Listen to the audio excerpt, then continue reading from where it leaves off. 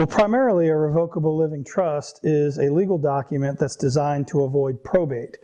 And probate is a legal process by which assets are passed to heirs after someone dies. The revocable living trust allows the client to avoid the system of judges and attorneys and that sort of thing.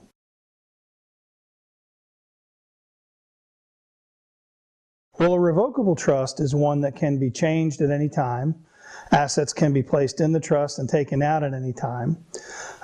And the client is basically free to cancel the trust at any time. Whereas an irrevocable trust, once assets go into it, it is irrevocable is just what it says. It's considered to be in place permanently, and it's very difficult now to terminate that trust, or more difficult to terminate that trust and get the assets out.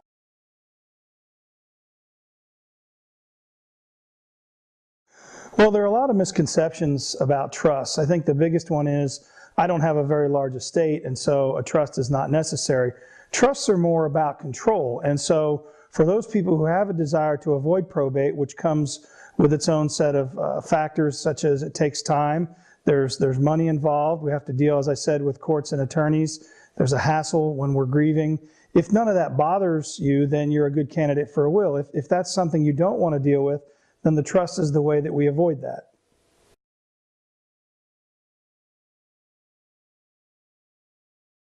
Someone would need a revocable and irrevocable trust in their planning for very specific reasons. The revocable trust would pass the bulk of the assets in the estate, but an irrevocable trust might be used in conjunction with that, for example, to shelter insurance proceeds from estate taxes, or to plan for special needs children. So there are very specific reasons why someone would use an irrevocable trust, and they could be used in conjunction with a revocable trust at times.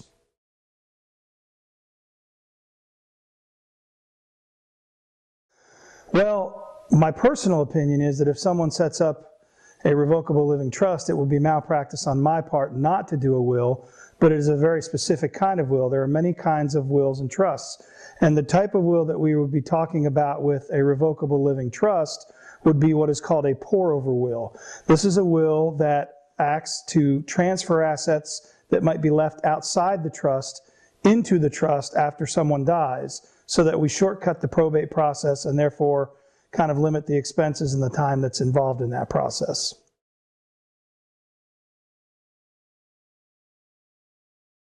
Well, whether joint tenancy always avoids probate or not really depends on the specific situation. In about 95% of the cases or more, that's probably true.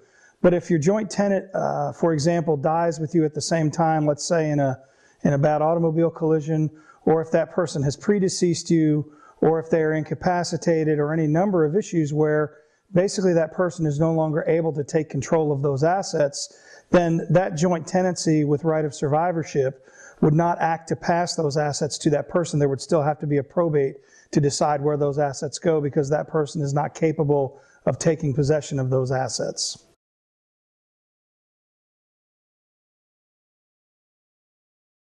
Living trusts are valid in all 50 states. In fact, it's the vehicle that we use to avoid probate in all 50 states. So for example, if a client has property in Texas, but also in New Mexico, or maybe a vacation home in Florida, we can help them avoid probate in all those states where they have real estate or other assets.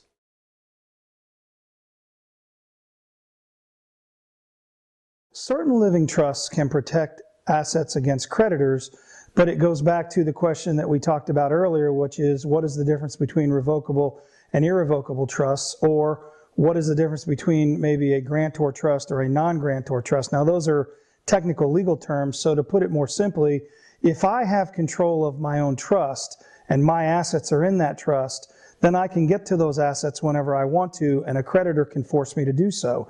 If someone else has control of my trust, or if there are limitations placed on the access of the assets in my trust, then that can be a good way to shield those assets from creditors. Well, when considering a trust, I always tell my clients that it's not the size of the estate that matters. We want to talk about control and what matters to the client in terms of control. I have two basic philosophies that I deal with clients. The first one is, when something happens to me, I want everything to be seamless and easy for the people I leave behind. The second one is, after I'm gone, what do I care, because I'm dead, so let everybody else sort it out.